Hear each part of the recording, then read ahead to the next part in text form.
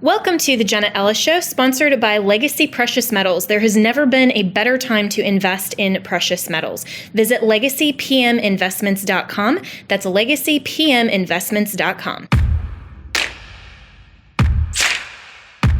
As a constitutional law attorney, former senior legal advisor, and personal counsel to President Donald J. Trump, Jenna Ellis believes in the rule of law and the importance of integrity in our elections. And she's ready to tackle the big cultural and legal issues facing America.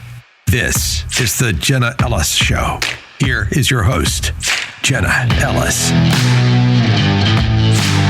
Hello, friends, and welcome to another episode of the Jenna Ellis Show. I'm Jenna Ellis, and yes, even though Rumble subscribers, I so appreciate you guys, and please go to Rumble and click on the subscriber button. We normally do video, but I am at the National Religious Broadcasters Convention today and actually through this week in Orlando, Florida. And for today, we do not have video because my very special guest here that will join me in this little kind of makeshift studio is my wonderful friend and brilliant constitutional law litigator and NRB's general counsel. Michael Farris will be joining me coming up in just a minute. And so just for purposes of our little makeshift setup here today, we don't have video, but I promise we will get back to that. For all of you guys streaming on audio, you know, you're just thinking, I chose the better platform, and that's okay.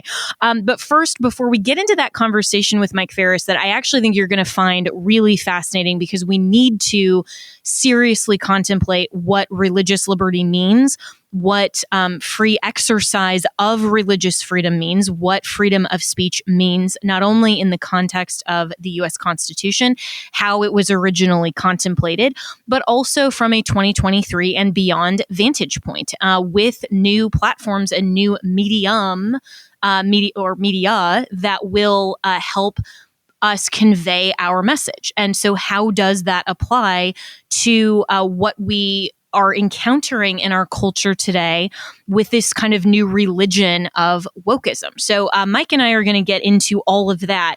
But first, I want to address the big breaking news earlier today, just a few minutes actually before we are recording this episode, which is that Governor Ron DeSantis will announce his run for president tomorrow night. So this is Wednesday night at 6 p.m. on a Twitter space with Elon Musk.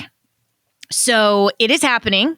And for everybody out there that is either super excited, you're melting down, kind of the two, alternatives on the spectrum, or for some of the people in the middle that aren't really sure what to think, just on that announcement and the format, here are a couple of my thoughts. First, it is brilliant, actually. And I think it is a great way to massively reach independents and people who aren't usually watching political cable news or listening, of course, to me, which all of you who are here, you guys are really the brilliant ones to listen to Salem podcasts and get your news from a biblical Christian worldview perspective.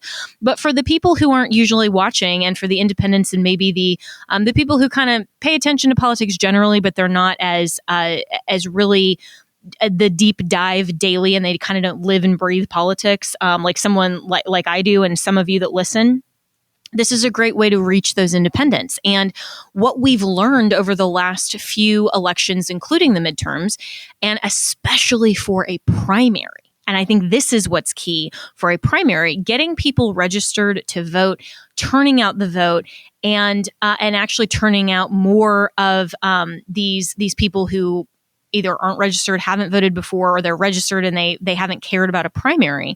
That can massively increase the prospects of Governor DeSantis actually winning the primary. So I think that is a brilliant decision. And also because Donald Trump, who of course is his number one competitor, and the GOP forerunner right now, Donald Trump has basically 100% name ID. Everybody knows who Donald Trump is. That works both for and against Donald Trump, but he does have 100% name ID. Ron DeSantis isn't quite there yet. And so for the people who are maybe aware of him, or they have a negative impression potentially, or whatever their impression may be, this is going to give him the opportunity to speak in a forum that is not either Fox News or CNN and kind of branded one way or the other. I mean, Elon Musk is very independent. However, he has had a lot of conservative leaning ideas lately. So I think that that type of a moderator and a discussion panel and this type of space is really good to not brand DeSantis as a more or less of a particular media outlet tendency when he makes his announcement. So I think that's great. I think this is a little bit of shots fired at Truth Social, to be honest, just because he's going to Twitter. But obviously he's not going to announce there since that's Donald Trump's platform. But he's basically saying, hey, this is the place to be, which is Twitter, which President Trump could use. I've been told by Devin Nunes, who is the CEO of the Trump Media and Technology Group, which owns Truth Social, that Donald Trump could come back to the Twitter platform at any time. But he's choosing to remain on his own on Truth Social. And so I think this is a way that DeSantis is trying to get that entire demographic, which makes sense. And the last thing, if Elon Musk endorses Ron DeSantis tomorrow night, as I put on Twitter, dude, that will be an earth-shattering kind of pun intended rocket ship to just propel Ron DeSantis and his presidential campaign to be much closer to being neck and neck with President Trump. So I think this is brilliant. And whether you like Ron DeSantis, whether you like President Trump, whether you like somebody else, whether you're a Democrat listening to the show, for those reasons, I really think that it's very effective for Ron DeSantis and his team to choose this particular forum. I think it was wise as well for President Trump to choose his launch in the format and style that everyone who really loves him is accustomed to when he launched his campaign from Mar-a-Lago. And he had this, big event, and it was televised by all the major news networks. And, again, with the 100% name ID, he really didn't need to do any kind of out of the box forum. That worked really well for him. That was the topic of the day. And so DeSantis is going to have to differentiate himself a little bit. And if you missed my interview with him yesterday, you can, of course, find that at the podcast here, wherever you are streaming. And with that, we will, of course, have much more tomorrow to talk about Governor DeSantis and kind of preview his presidential announcement. We'll cover that on the show tomorrow. But right now, we're going to take a quick break, and then we'll be right back with Michael Farris, who is the general counsel for the National Religious Broadcasters Association. Stick around. This is going to be a really important discussion of religious freedom. With inflation, the banking world collapse, and everything that Joe Biden is doing not to protect America, you need to make sure to secure your financial health, especially in retirement. And hey, if you're a millennial like me, that actually is sooner than you think. You need to start now, even if you are a millennial or a Gen Zer, to make sure that your financial health is actually healthy when we get to retirement. And Legacy Precious Metals has a revolutionary new online platform that allows you to invest in gold and silver online in real time. In a few easy steps, you can open an account online, select your metals of choice, and choose to have them stored in a vault or shipped right to your door. You'll have access to a dashboard where you can track your portfolio growth in real time anytime. You'll see transparent pricing on each coin and bar, and this puts you in complete control of your money. The platform is free to sign up for. Visit legacypminvestments.com and open your account and see this new investing platform for yourself. Gold hedges against inflation and against a volatile stock market. A truly diversified portfolio isn't just more stocks and bonds, but different asset classes. This brand new platform allows you to make investments in gold and silver, no matter how small or large, with just a few clicks. Visit legacypm.com to get started. You can download the free investor's guide, and you can also call Legacy PM Investments to talk to a portfolio expert to get expert answers to customize your personal portfolio. So visit legacypminvestments.com to get started. Tell them that Jenna sent you.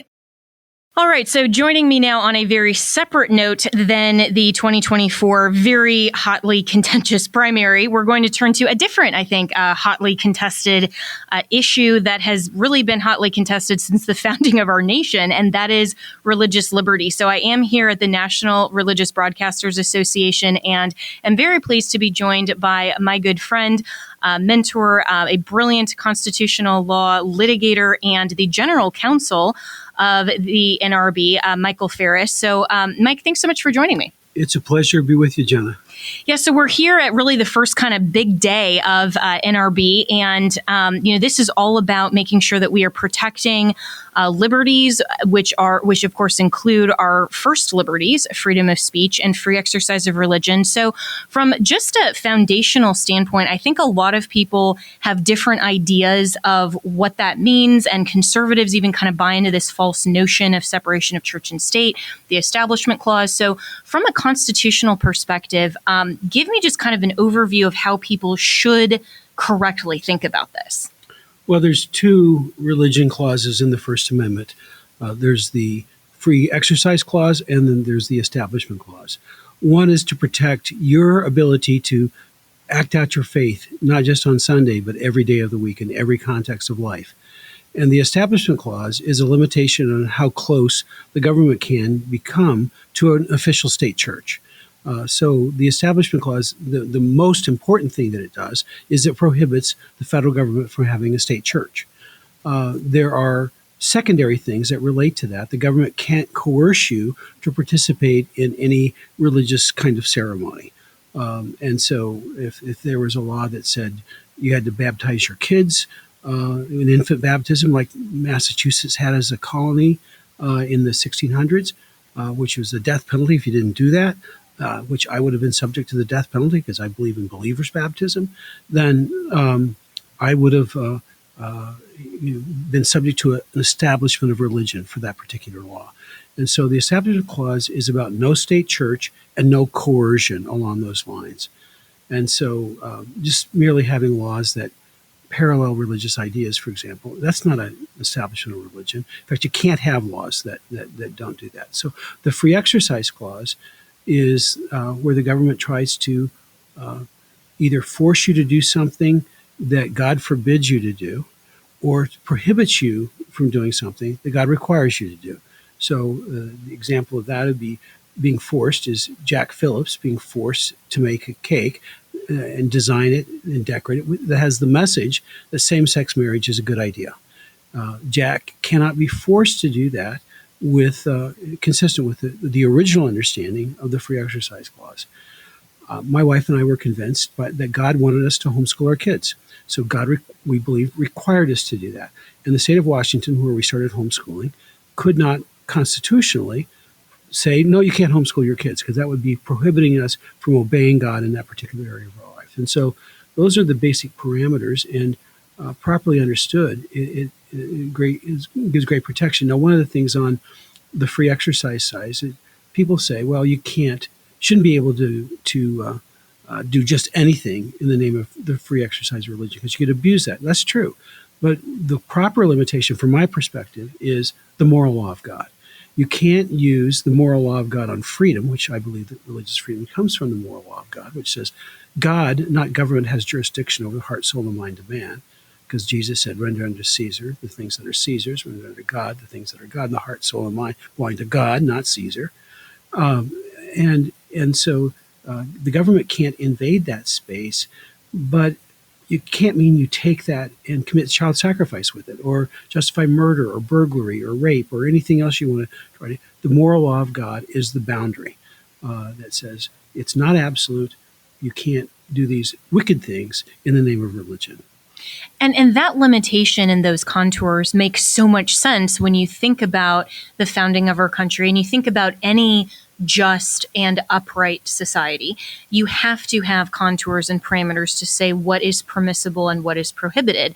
But what the left is largely trying to do now, Mike, is to tear down any sort of reasonable boundary and suggest that law is completely arbitrary, and whatever each individual thinks or feels or wants to do is permissible unless, of course, you're a Christian conservative. And then this kind of new woke religion, which I believe President Trump and Governor DeSantis and other conservatives are right to suggest that it is a religion, are trying to then coerce and compel Christians like you and me to participate in that speech that affirms that religion, like pronouns, for example. So how do we navigate both sides of that coin? Well, there are, unfortunately, some deep histories in the name of Christianity. I don't think we're proper biblical Christianity when this is being done, that were utterly coercive and violent in nature. The Inquisition, the Spanish Inquisition, Bloody Mary, a lot of the things that were done under Henry VIII, and even King James, was not the greatest guy in the world.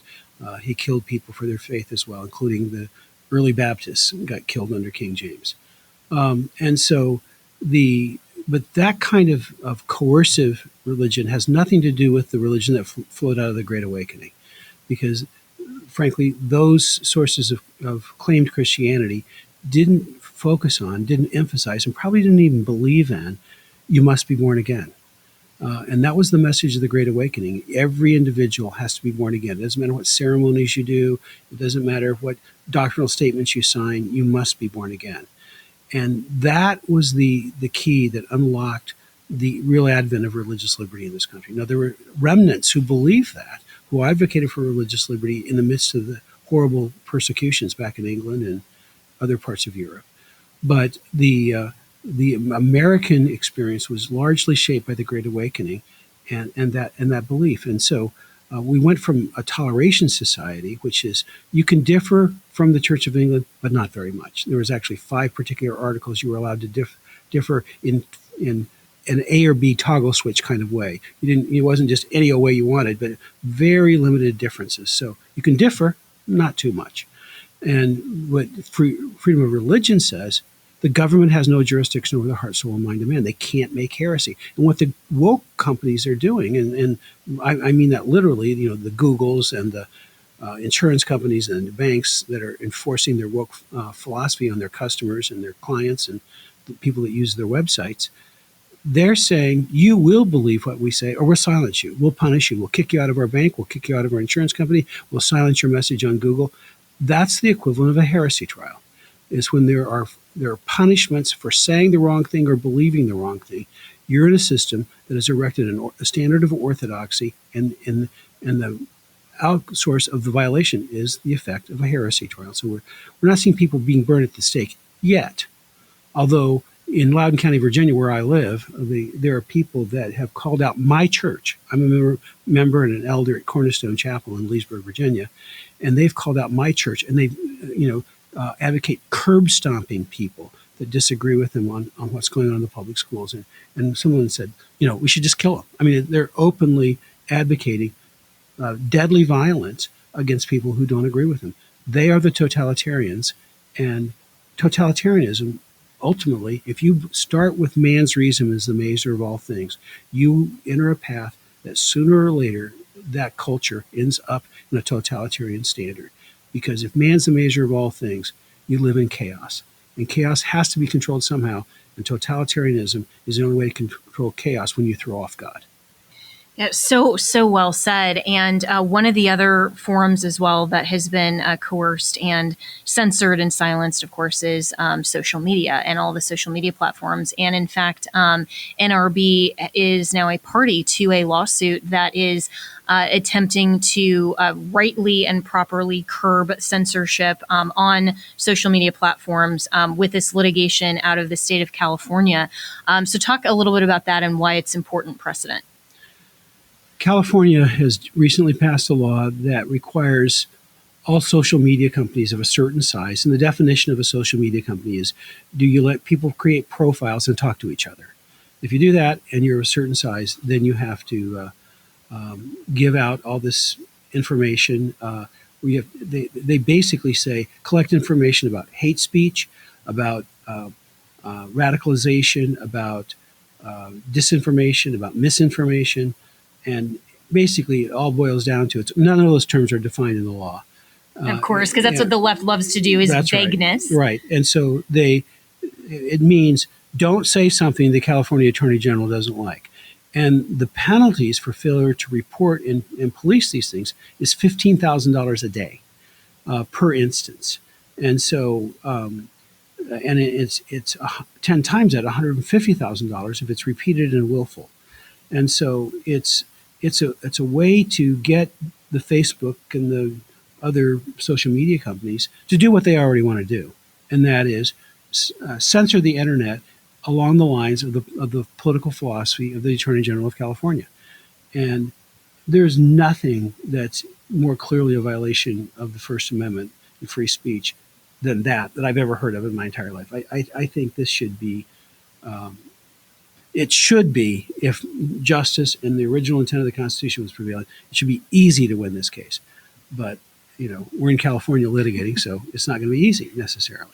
I am proud to say that NRB has joined that case on a representational basis, and that in particular we highlight the role that our members, Salem Radio, plays in that, and because Salem operates websites that make Salem pretty clearly have to comply with the law.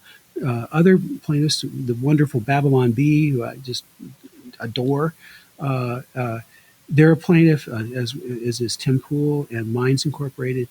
They're the ones that started the case. NRB just joined the case with them. And we help on the standing issue pretty substantially, because Babylon Bee and others, including ADF, will be impacted by the law. But Salem has to follow the law and directly comply. And so that helps on, when you're filing a lawsuit like this, the question of do you have standing to challenge it is always a threshold you have to clear. And I think that NRB and Salem are really helping that. And it is so important that these decisions and opinions, as you said, it should be easy to win, but that they are handed down swiftly to foreclose any of this type of legislation that's just so obviously egregiously running afoul of the U.S. Constitution. And so in just the last few minutes I have with you, Mike Farris, and I so appreciate your time, and you're going to join me as well on American Family Radio Network on Friday. Really looking forward to that. So tune in there at afr.net or on any of the terrestrial radio sites that we have there. But, where do we stand at this precipice, I suppose, in American history, with everything that we should have learned from the past, all of the things that we really aren't learning, at least the leftists aren't, because history is repeating itself, and we have this new religion of wokeism, these new heresy trials.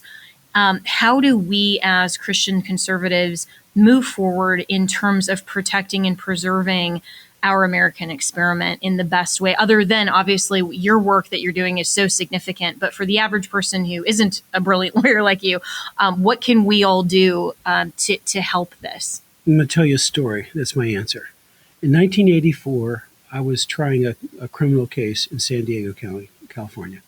I was representing a Christian mom. She's a Pentecostal, and she was being charged with kidnapping for taking her own son after a judge changed custody and gave custody of her son to her ex-husband, who was a homosexual.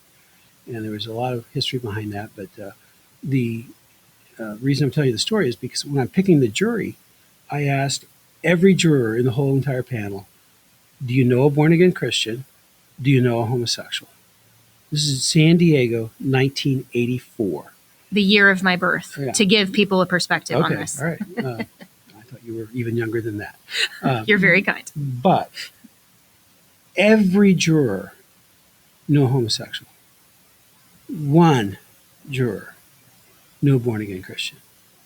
And I started thinking about that. That's just not possible. San Diego at that time, probably 20% of San Diego was born-again Christians. But I realized these people knew people that were born-again Christians. They just didn't know that they were born-again Christians. And so the homosexuals are either more open about who they are or more obvious about who they are than the Christians were. And the impact of that, when legislators vote on things, they personalize it. When they vote on the LGBT bill, they think of their cousin, their uncle, people they know, and they weigh that and measure that. Some of them have convictions that let them overcome their personal stories that they know, but others are influenced by those stories. And so the reason you see gay LGBT rights on the ascendancy, and you see Christian rights going downhill, is the LGBT people are more open about who they are than we are. And if people don't personalize it, they think of us as an abstraction. They don't know that we're real people. They don't know that the guy that coached their daughter's softball team for the last 3 years was a born-again Christian. They don't know that the man who delivers their mail every day is a born-again Christian. They don't know that the guy that fixes their car is a born-again Christian. We don't tell people. If it's not obvious or open, we're going to lose our rights because of our own silence. So the number one thing that you can do as an average person in this country is to tell people who you are and whose you are. And then don't be a jerk.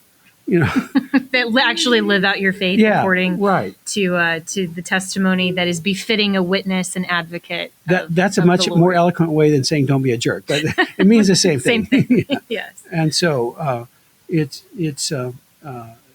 I can't get over how important that one thing is. And if you're only going to do one thing, that's what I'd ask of you. That is such a brilliant way to express it. And to echo that, do that first. But then I'm going to ask everyone listening to do something else, because Mike Farris has a great trove of all of these stories that occasionally he will share, and he will always share wit and wisdom on his Facebook page. And so go and follow him, because I have seen so many of these stories and things that have really spoken to a core issue in a way and in this storytelling that is so important. So that would be such a great topic for a book someday, for your next book. And you're a prolific author, to just have all of your stories and the ones that are most meaningful or stood out to you. So I think that I have a list. I'm okay. working on this.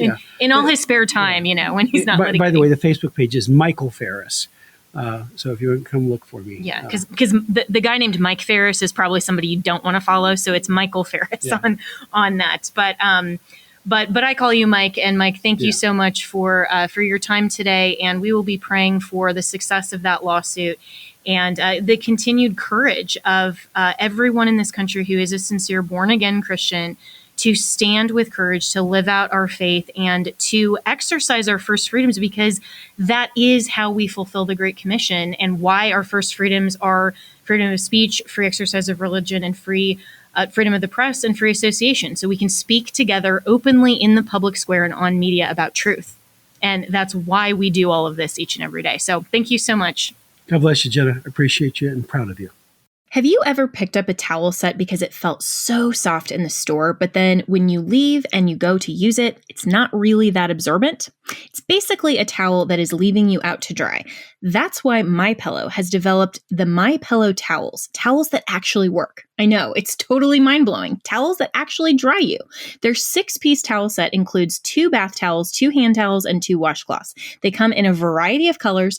I have the sage green and the white. I love them. And right now you can receive a 6-piece set for only $39.98 with promo code Jenna. That's JENNA. So go to mypillow.com right now and click on the radio listeners special. MyPillow products come with a 10-year warranty and have a 60-day money-back guarantee. So to receive this amazing offer on the 6-piece towel set of MyPillow towels, just go to mypillow.com, click on the radio listener special, and enter promo code Jenna, that's JENNA, or call 1-800-564-8475. That's mypillow.com, promo code Jenna.